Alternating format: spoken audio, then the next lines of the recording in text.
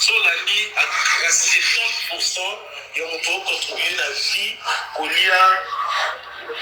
kolata musala nanga, on doit contribuer dans mon pays ma casse, ça belle. Je l'ai dit. Salut la famille, bonjour, bonsoir, ça dépend, il y a RO, vraiment, vous allez coller d'émission Nabiso, Kakande Tolobaka, Balobi, l'intro, hein, ça c'est l'introduction, il y a émission Nabiso, Kadene Sakabino, en tout cas, bah, audio, ezali vraiment, ya kocha, bande kolanga, eza ebele, bokoyo kango vraiment massivement, bokoyo kango du début jusqu'à la fin, wana eza juste na tcheka kamwa mukie, mo estrebo yoka, wana moko, oto bien kala kombe ya Jérémie Yaya, boyoka balobi, les paroles s'envolent, balobi, les écrits restent, mais les loyo, balobi, ba audio de koma kotikala, ba vidéo de koma kotikala, balobi, histoire échange. La famille, la famille, déjà, tout ça, la première partie, n'a plus à filmer la biso, Pasteur Didier, vraiment chez Bellevue TV, en tout cas si vous êtes nouveau sur notre chaîne Family Bote News TV ou bien Bellevue TV, en tout cas vous pouvez vous s'abonner à la chaîne Nabiso, vous s'abonner, vous s'abonner à Bellevue TV, vous pouvez pas faire film qui toko balobi maman koma maman penja azo sala musala na azo koma comme il faut, en tout cas azo mérité, et puis il est totalement vraiment testé à filmer Nabiso, tout le monde déjà ndenge film na biso pimbo ya film ndenge ezali balobi chez nous eratakate jamais erata na kata Bellevue TV. En tout cas si vraiment vous êtes famille Bota, beaucoup hésiter ya ko like vidéo na biso oyo, ya ko commenter, ya ko s'abonner surtout, hein, ya ko cliquer na cloche ya notification pour qu'à chaque fois ceux qui vraiment te poster et comme il a eu directement la famille, et balobi vraiment totalement prévention bactère, totalement film l'épisode dans le lobby déjà, balobi les mardi de lundi pardon, déjà première partie zo bala en tout cas tous à la coach cimenté non bouger total la première partie l'épisode massivement kakandenge to mesana comme d'habitude moi belle vie azo pesa episode bilingue ezaki na boniche to moni boniche déjà. Pour le moment, tout le boniche en 2024 et 2025 pardon. Et Kangi ma solo la famille mais to habité parce que Bellevue a toujours des surprises. Hein, bozo quand ça boniche et Kangi mais beaucoup de sous film même sous collé kalisu yango en tout cas toujours talakaka. Donc 2025 et bandi vraiment la makamno ya kitoko. En tout cas bravo maman Bellevue. Longo nyala yo maman na musala kitoko pe na ba comédien na biso nyonso. Oyo bazo faire partir na ba film na biso na kata chaîne na biso ya Bellevue TV. En tout cas pour le moment osa vraiment unique à ton genre pour tes films maman Bellevue bako saote bandeko na lo balikambo med fois tant mutaza na bon moy azo sa musala malamu il faut to lobela ba evre mutu ozo mona to zate ke mutaza esu na bon moy te to ko lobela ba evre na ye abande pena ko koma bande ko sala vete moment yango o Bellevue azo sa musala na ye o Bellevue azo koma ba film tozo mona biso nyonso, c'est le moment ya ko loba, c'est le moment ya ko beta masolo na ye, c'est le moment ya ko lobela ye vraiment comme il faut, parce que azo sa musala na ye nga tana daki na famille Bota te hein, so na daki famille Bota te supposons na musala o Bellevue azo sala en tout cas ndenge kana boki le ba fleur parce que biso tozana sona pour ko komisa ba tozaka na motema mabete o zo mona ke azo sala makama malamu eza pe vrai eza réel bozo sentir que likambo eza bongo mais bo ignorant to pe bo ça non on n'est pas là pour ça tozaka là pour encourager batu parce qu'on encourage seulement les gens tant on a na bon moi so mutana na bon moi été on encourager place ni au kotika ko encourager té to lingi té zala ke mutu tanga zate comme oh boye to lipete ke Bellevue zala té lelo po ye ye sante ya Mama Bella aza ajambamba na mokili donc akende peti mais tolobi kaka ndenge ezalaka yango yo toloba musala na ye to pese beloge parce qu'azo sala musala et puis ce qui est sur Mama Bellevue a se repose à côté aza tout le temps na ba film tout le temps azo koma tout le temps tout le monde ba film sika en tout cas pour le moment na éviter so Mama Bellevue akokana nani bon temps il y a une chaîne moko et coach à film chaque jour de Bellevue à côté saka et s'il enchaîné bon temps il y a une chaîne moko surtout temps na YouTube exact na éviter so bino boyebi en tout cas la famille so boyebi chaîne mo bope coach à bongo boyebi sanga boko melanga parce que nga non na mona na ngate na mona ka Bellevue nda sala bon et zo sila musu sezo kota da bolé bopé maraté ezaka Bellevue na ba chaîne tout na mona te na ba chaîne tout film ko aussi la ngo lelo et vandi sur une semaine 2 semaines ozomona musu pe 3 semaines musu pe 1 mois pour filmer musu asiki kota ozomona alors mutazo comme ba film boye et puis ba film moko éducatif ba film moko so taliango sentina ba émotion na nyosa non non en tout cas bravo belle vie parce que la boniche et puis si ma bota est belé ba leçon to di ba pelle ya la boniche et puis si vraiment ba leçon est belé ou ba tu ba tirer na kata film wana ba te belé ba zu ba leçon ba te belé ba lobeli yango ba te belé ba te belé pe ba s'abonner na kata chaîne à belle vie ba te belé pe ba comprendre ba nguna ya belle vie à travers ces films par rapport au débat qui va diaboliser le film. Voilà. En tout cas, vraiment, merci beaucoup à toi, Poutine, de l'écriture. Tu bien encore Poutine, Tina, tu bien encore la patronne na Tina. Ba titre, nous sommes pesa, auto, ba pesa, auto, bisoto, ba na, ba pesa yo, ba pesa on la Tina. Et là, quand vraiment, ba titre, ba pesa on la Tina, ba pesa on pambati. Donc, ils ont mérité. Là, vraiment, ils ont mérité ba titre. Voilà. En tout cas, bravo à toi. Alors, la famille, tu continues peut-être consommer film, parce que tout le monde est déjà présent, il y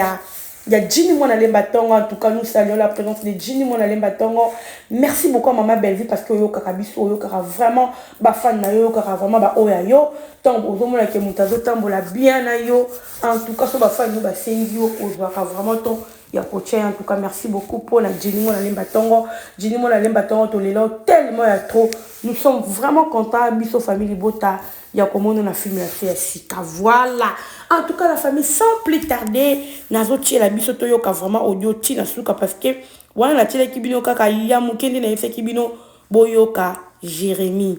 Boyoka Jérémy makamba loba. Yaya, oyeba kite ke ko rattraper yo. Oyeba kite ke ezalaki. Est-ce que oyeba kate? Tita ngozo sa bisa sa na réseaux sociaux. Oyeba kate ke ba makambo eza oyo loba. Toyo kanon bande ko to sala na lisima. Toyo kanon. Obi na ngana biso ma père Belvi ni balé na ngoto. To souffra pe un mot to vania mère ebi ke ma maki so la ni à 70% ya moto contribuer na vie kolia kolata musala nanga moto contribuer na mopenza makasi eza Belvi. Je l'ai dit na bi on a bien nous étambola partout. Et puis non lo bango déjà, même ma maman, elle est là. Mais là, vous avez suspension, vous avez comme ça. Dans la suspension, tu as la décision, la décision, on a fait à Kanda, Tolongwe. Zakingai, Jo, Diana Roger. Quand Tolongwe arrivé quelque part, on a comprendre que non, pardon,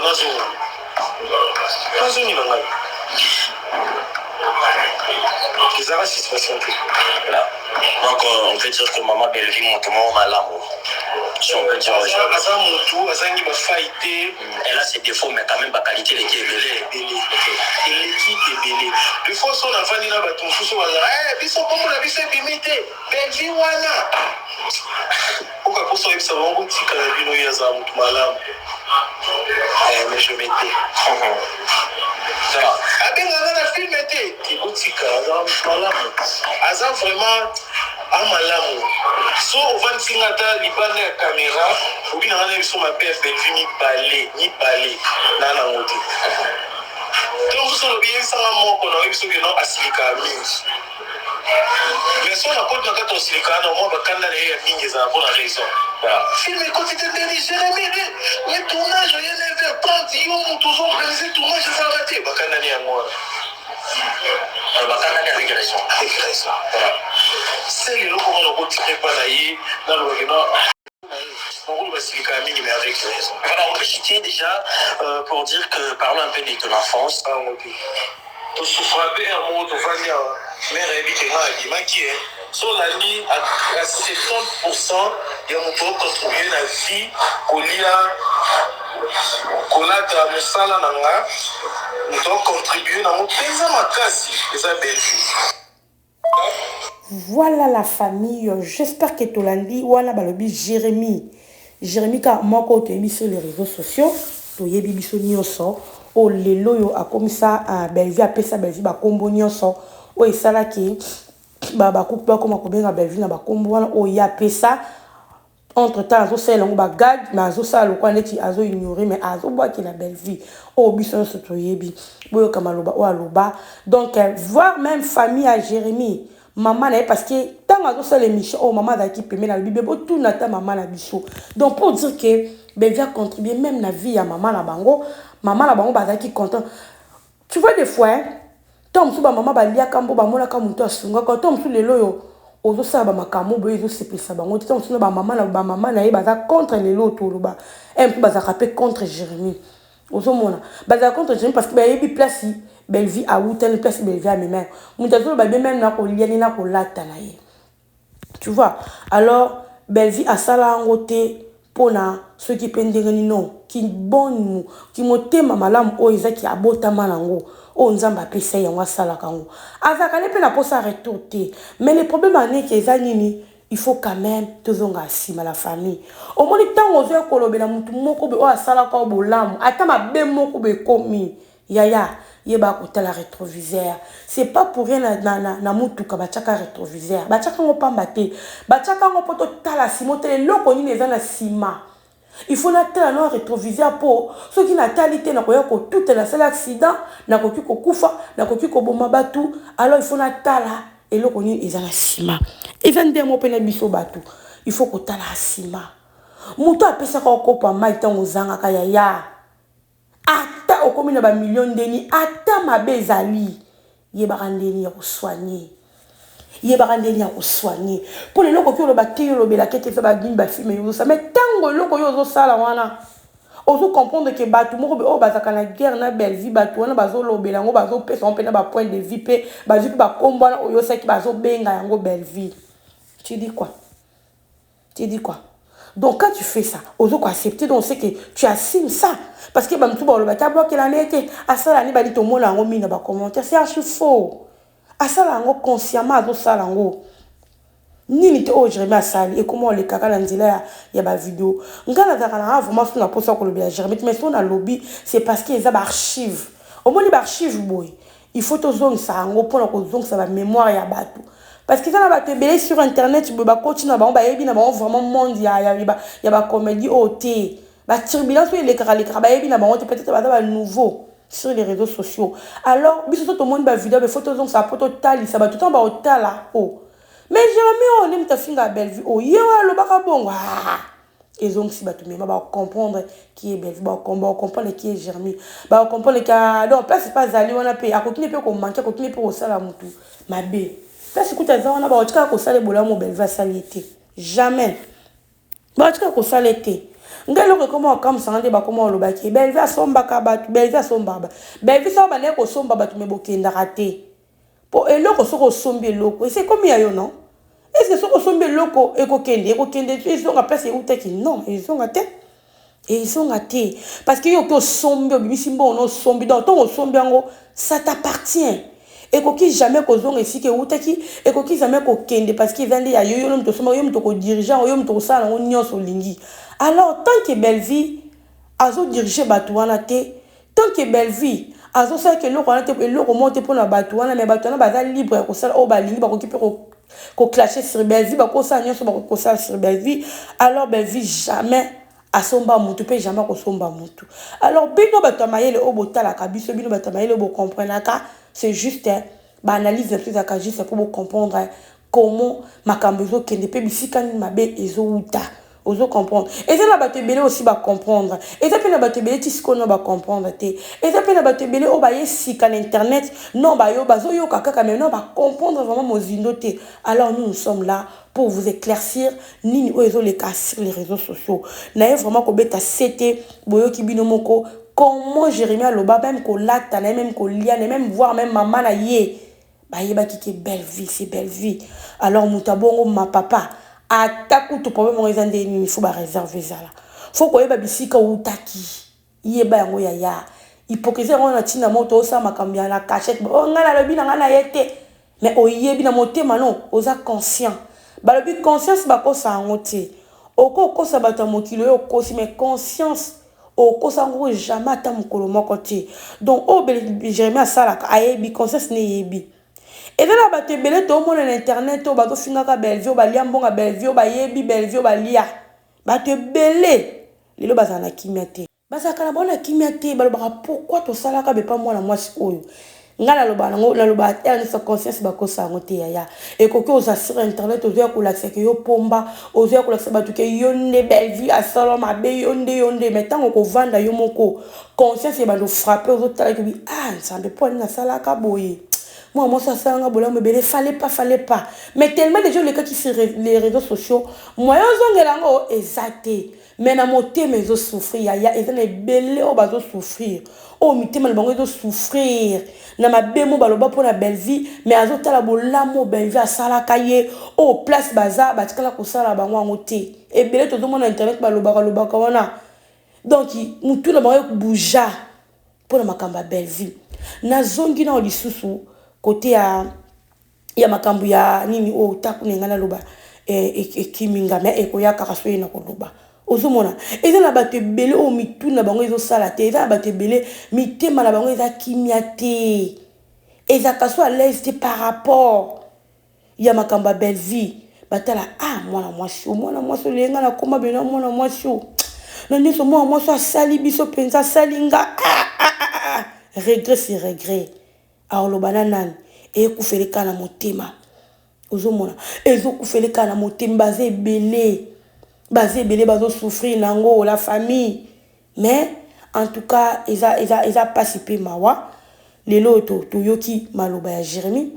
oya bimisa voilà eloko ngo ye ce que j'ai compris Jérémie alobi Jérémie makamba loba ki émission la loba ki rien que la vérité. Pourquoi je vous dis que aloba ki la vérité? C'est par rapport ya likambo alobi akanda parce que presque batu mingo ba sala be mission soko yeki bango sur Belvi balobelaka Belvi alingaka ba jeter na musala na ye azalaka na tout cas côté musala silikaka moi d'ailleurs na ye bien opé ozomona donc déjà mutabimi c'est loko wana o sentir que ba yebi Belvi ba yebi comment Belvi vandaka donc o sentir que malobo abimi c'est ki nyonso les abongo eza bongo Belvi silikaka biso to yebi yango ba maman mingi ya théâtre ba papa mi ba yebi Belvi côté musala zakana ba rigueur na ye eza na bato ebele avant ko ba rendre o eleka banda ko ba so ba lekis na télé sur Belvi ezalaka ya lingaka ba jeter na musala na ye penda soko retard o musala no zo bebisa en tout cas lingaka ngote bato ebele banda lo balikamo azakana strict na musala na ye o ndenge zakana tournage boye tokomi ko dire ozo l'excellence ba temps ezo leka na ba jeune na ba ni beza lingati asilikaka azaka vraiment mutaba logique côté na vraiment asilikaka ozomona asilika penza parce que c'est son travail alia kawana musala na mtelo sala ki afuta pe bato nyonso bazoya wana pour que lelo azala oaza eza musala na alors mutu nyonso alinga te babebisa musala na ye mutu nyonso alinga kotia rigueur na musala na ye alors eza ye moko alobi yango donc mabe oyo bamonaka Belvi yango wana mais ki rigueur na ye ezalaka pe na ntina parce que mutu nyonso soki asala entreprise na ye alinga entreprise ne banorme ezala ata ozalaka mutu ya malamu ndengeni ata ozalaka babibio nde bonté na côté musala na oluka toujours ordre ce qui désordre ezali okoloba donc effet moko eza normal donc c'est ce que je comprends je confirme maloba Jérémie abimi ce qui donc aloba qui vraiment ya solo donc nyonso boyoki Jérémie abimi si yango wana identité ya Belvi alors lelo donc Jérémie azoya koloba ndenge achangea baloba boye tolanda yango te parce que abimisaka liboso yango wana nde parce que abimisi défi moko ya Belvi abimisi eza pe réel eza pe na bongo pour vous dire que abimisi qui eza bongo Belvi azalaka bongo elle partage elle est bien avec les gens azalaka bien bon mais alingaka azana ba rigueur na moko boye côté rigueur vraiment azalaka ba rigueur na moko makamne mo boye vous comprenez donc pour vous dire que Belvi aza oyo aza siko ba yebi Belvi ki alingaka ne boye en tout cas ba comprendre ba vandaka très bien. En tout cas, c'est une bonne femme. Je vous dis, je vous assure. Belvi, c'est une bonne femme. Elle a la qualité ébélée. Elle a la potentialité ébélée. Oh, que mouta koki ko copier facilement. Ako ba tefona la moi en tout cas moi en tout cas azoko plaire nga. Moi ça makambo zo sepesa. Moi ada mutu mo boye. So vandi na ye ou bo tie pembe na moi si na en tout cas osa jamais déci yango moni bana bazo bala na kata groupe na ye parce que bato ba autre exemple la belle vie bato bazo faire bana bazo bala wana bazo pas belle vie ba yebi pourquoi parce que baby que belle vie a yebi o azo ko apporter pa o wana nyos baby que soki lelo ba bali bango ba koza errer mi bali wana baby ki ba koza errer. Donc c'est une bonne femme, je vous dis, c'est vraiment une bonne femme. Ceux qui vont lui temps quoi approcher belle vie beaucoup sentir qui vont comprendre makambo na lo bala bino lelo bo comprendre qui est belle vie. En tout cas la famille to eka ko yela bino archive ya Jérémie alobaka so pa kanisa ke ko yebana te. Lelo temps bozo ko ba beba ninga boye baka o bolobaka liboso. Boye ba ke tozo luka ba archive ko bimara kaka. Alors boza la sage bino ba comédien tant bozo ko ba beba to boye baka pe o bolobaka liboso to ko yaka ko bimisango. Balobi vérité le côté ka l'ascenseur rapide vérité ka na escalier malembe. Mon ba vérité les comme bima. Moi ba to ba mona Jérémie clash si belle vie ba comprendre à terre. Mais les lois à travers vidéo va comprendre. Voilà la famille, je vous aime beaucoup. En tout cas, bisous, bye.